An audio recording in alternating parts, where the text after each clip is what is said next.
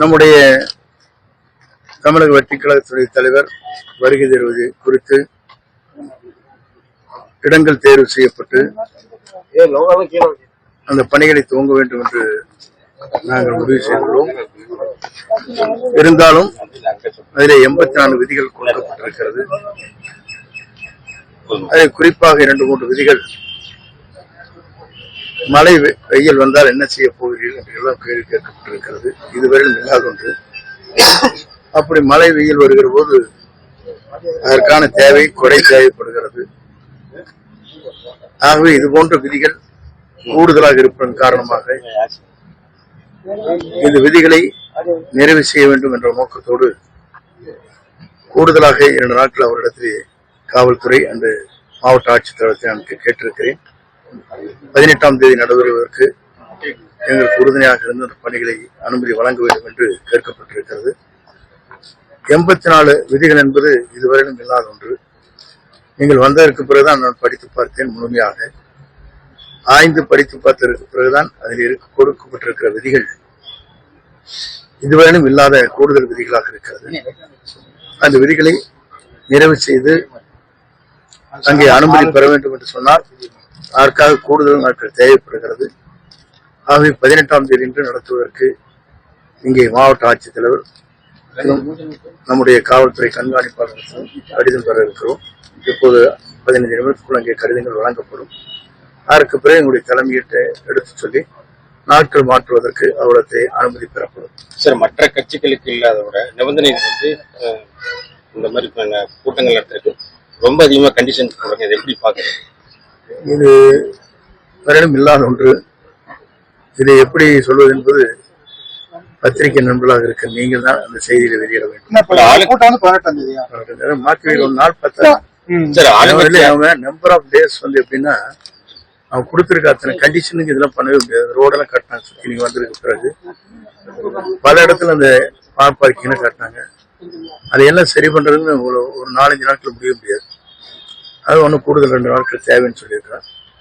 அவங்க தேவையை பூர்த்தி செய்ததற்கு பிறகு நாளைக்குள்ள அவங்க அனுமதி வழங்குவார் என்று நம்புகிறோம். அனுமதி வழங்கவில்லை என்றால் வழக்கு மன்றத்துக்கு செல்வோம். இந்த ஆளுங்கட்சியாகட்டும் எதிர்கட்சியாகட்டும் அவங்களுக்கு இவ்வளவு நிபந்தனைகள் போட்டுருக்காங்க.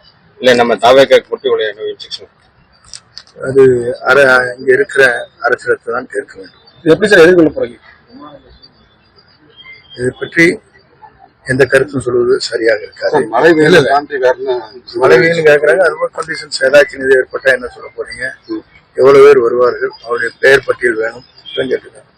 வரைக்கும் பெயரை பூரா எப்படி கொடுக்க முடியும்?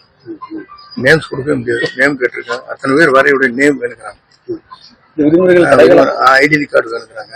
நிறைய சொல்லியிருக்காங்க. விதிகள் தடைகளா பாக்குறீங்க? விதிகளை பற்றி நான் சொல்லவில்லை. அது அவருடைய இருக்கின்ற சில விதிமுறைகள் இருக்கிறது. அதை பற்றி நான் உள்ளே செல்லவில்லை. ஏனென்று சொன்னால் அதைத்தானால் கூட வழக்கு போட முடியும். இதெல்லாம் சுப்ரீம் கோர்ட் கேஸ் பெண்டிங் இருக்குது, சிபிஐ இருக்குதுன்னு போட்டுருவாங்க. சிலதெல்லாம் தவிர்க்க முடியாத நம்ம பேச முடியல சொல்லுவாங்க. சொல்லத்தான் நினைக்கிறேன், உள்ளத்தால் துடிக்கிறேன், வாயிருந்தும் சொல்வதற்கு வார்த்தையின்றி தவிக்கிறேன்.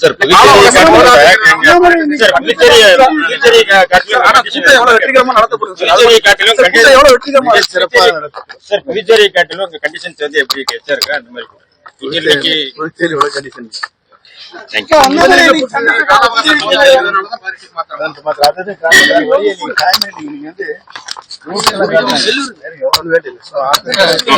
நிறைய ரோட்டெல்லாம் 15 கிலோமீட்டர் கூட்டு போய் ரவுண்ட் அடிக்கிறேன்.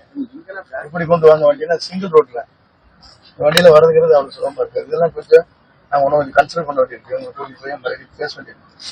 நீங்க எடுத்துட்டு நம்ம எப்படி டைரக்டா வருது வேண்டாங்க. சுத்தி கொண்டு போய் 13 கிலோமீட்டர் சுத்தி கொண்டு போய் விடுறாங்க. அப்ப அந்த வண்டி சிங்கிள் வண்டி வரும்போது ஒரு லாரின்னா கூட அங்க வர முடியாது. அது கிளியரா